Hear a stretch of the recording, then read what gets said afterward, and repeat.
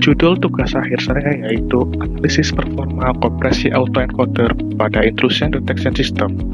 Ditulis oleh saya, I. Gede Agung Krisna Pamungkas, dan dibimbing oleh Bapak Tohari Ahmad dan Bapak Royana Muslim. Latar belakang dari tugas akhir ini adalah IDS merupakan sebuah alat yang digunakan untuk mengenali upaya serangan dengan menganalisis sebuah jaringan. Dalam proses IDS ini, data yang digunakan itu memiliki banyak sekali fitur, sehingga bisa mempengaruhi performa dari IDS itu sendiri. Dan karena data dari IDS tersebut sangat banyak, sehingga tujuan kami ini adalah membangun suatu intrusion detection system dengan menggunakan autoencoder sebagai kompresi data. Dan untuk perancangan sistemnya, di sini ada 3 proses utama. Yang pertama pre-processing, lalu proses autoencoder, dan yang terakhir proses evaluasi.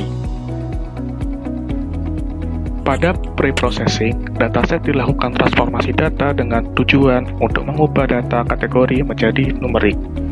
Setelah itu, dataset dipecah menjadi data training dan data testing, yang nantinya akan dilakukan normalisasi dan menghasilkan data training ternormalisasi dan data testing ternormalisasi.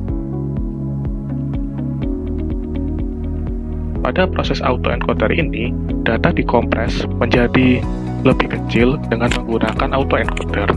Di sini dibuat sampai 3 kali proses autoencoder, yang dimana hasil setiap beberapa kali autoencoder tersebut dievaluasi.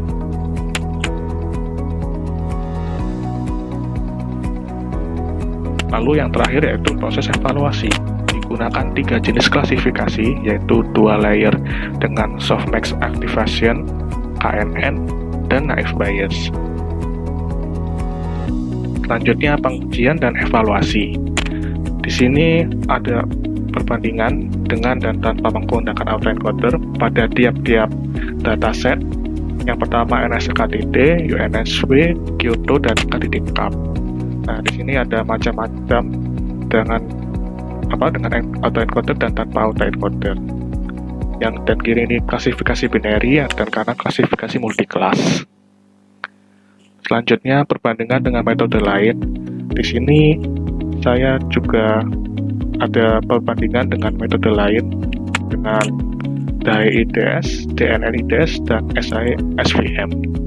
Selanjutnya yaitu demo aplikasi. Yang pertama, kita akan melakukan proses kompresi dengan menggunakan autoencoder. Di sini kita membuat dataset training dan data testing.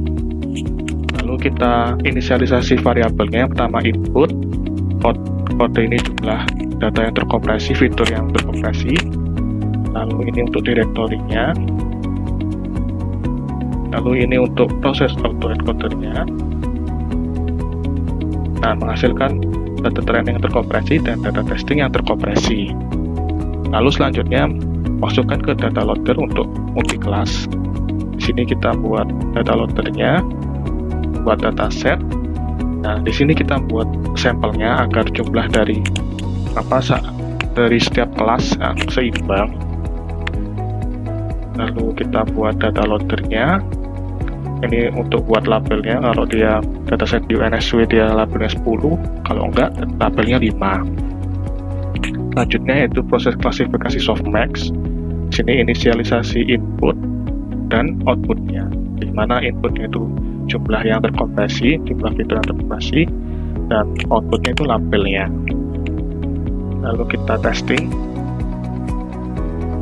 Di sini kita inisialisasi softmax-nya, lalu kita menginisialisasi model filenya.